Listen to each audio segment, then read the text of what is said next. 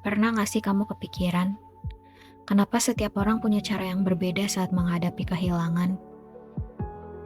Ada yang memilih diam, ada yang menangis, ada juga yang justru terlihat biasa saja. Tapi, gimana kalau ada sebuah budaya di mana rasa kehilangan itu tidak hanya dirasakan di dalam hati, tapi juga ditunjukkan secara nyata melalui tubuh? Disinilah kita mulai memahami bahwa cara manusia berduka ternyata tidak sesederhana itu.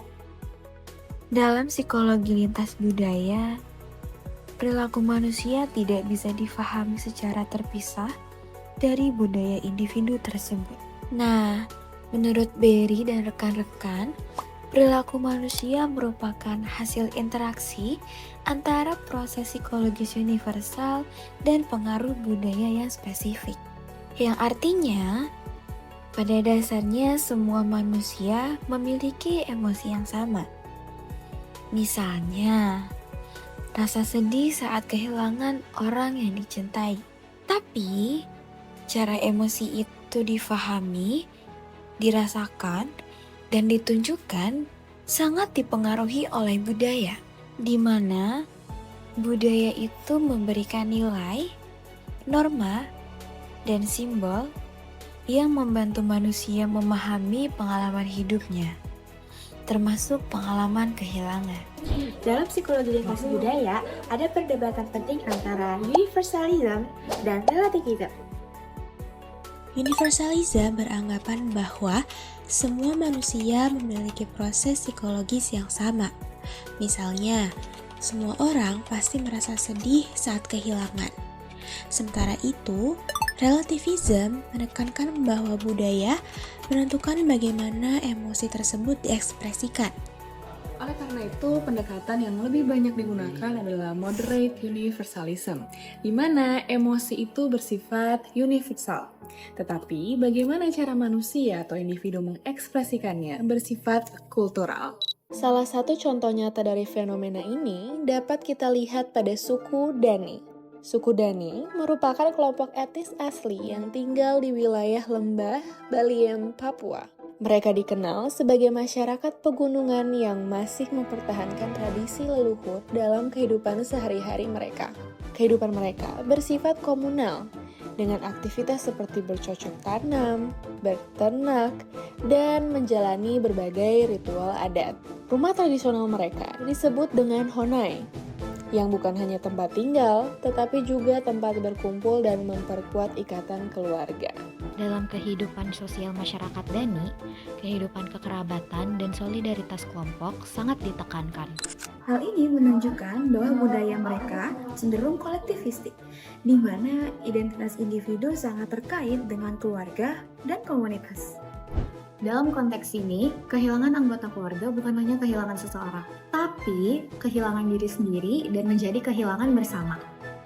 Salah satu praktik budaya yang paling dikenal dari suku Dani adalah tradisi Iki Palek. Iki Palek merupakan ritual pemotongan ruas jari tangan yang dilakukan ketika seseorang kehilangan anggota keluarga. Tradisi ini umumnya dilakukan oleh perempuan seperti ibu atau nenek. Banyaknya jari yang terpotong mencerminkan jumlah anggota keluarga yang telah meninggal. Suku Dani merupakan kelompok etnis asli yang tinggal di wilayah lembah Baliem, Papua. Wilayah ini berada di dataran tinggi yang dikelilingi pegunungan dengan kondisi alam yang relatif terisolasi dibandingkan dengan daerah lain di Indonesia. Kondisi geografis ini turut membentuk cara hidup masyarakatnya yang masih sangat dekat dengan alam. Mereka dikenal sebagai sebutan masyarakat pegunungan yang masih mempertahankan tradisi leluhur dalam kehidupan sehari-hari. Dalam kesehariannya, masyarakat Dani menjalani kehidupan yang sederhana namun terstruktur. Aktivitas seperti bercocok tanam, beternak, hingga berburu bukan hanya sekedar rutinitas yang dijalani, tetapi juga menjadi bagian dari sistem sosial yang mengikat mereka satu sama lain. Interaksi antar individu dalam masyarakat Dani tidak berdiri sendiri, melainkan selalu berada dalam konteks kelompok. Sehingga keputusan, aktivitas, bahkan peran dalam kehidupan sehari-hari seringkali ditentukan berdasarkan kepentingan bersama, bukan hanya kepentingan pribadi. Hal ini terlihat dari bagaimana mereka bekerja sama dalam berbagai kegiatan, mulai dari membuka lahan, membangun rumah, hingga melaksanakan upacara adat. Kebersamaan bukan hanya sekedar nilai sosial, tetapi menjadi bagian dari cara mereka bertahan hidup. Rumah tradisional mereka disebut honai, yang bukan hanya tempat tinggal, tetapi juga menjadi ruang berkumpul dan memperkuat ikatan keluarga. Honai memiliki bentuk yang sederhana, namun fungsinya sangat penting dalam kehidupan masyarakat Dani. Di dalamnya, anggota keluarga berkumpul, berbagi cerita, serta mewariskan nilai-nilai budaya dari generasi ke generasi.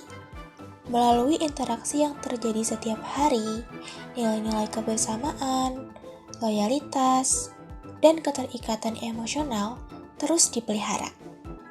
Hal ini membuat hubungan antar anggota keluarga menjadi sangat kuat dan tidak terpisahkan. Dalam konteks ini, individu tidak dipandang sebagai entitas yang berdiri sendiri, melainkan sebagai bagian dari jaringan sosial yang lebih besar. Identitas seorang sangat dipengaruhi oleh hubungan dengan keluarga dan komunitasnya.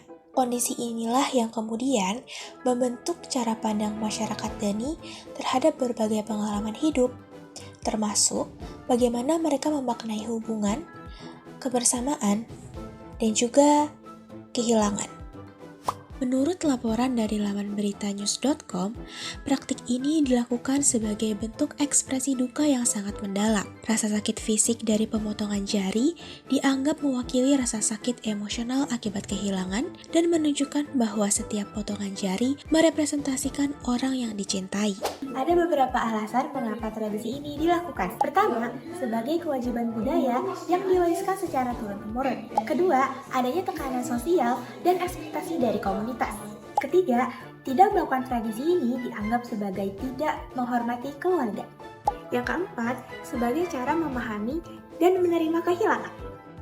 Yang kelima, sebagai simbol loyalitas terhadap keluarga.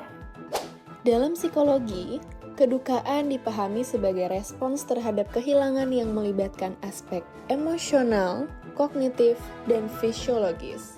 Terdapat teori psikologi yaitu continuum bonds yang menjelaskan bahwa hubungan dengan orang meninggal tidak harus selalu diakhiri loh. Maksudnya? Individu tetap dapat terhubung melalui simbol atau ritual tertentu.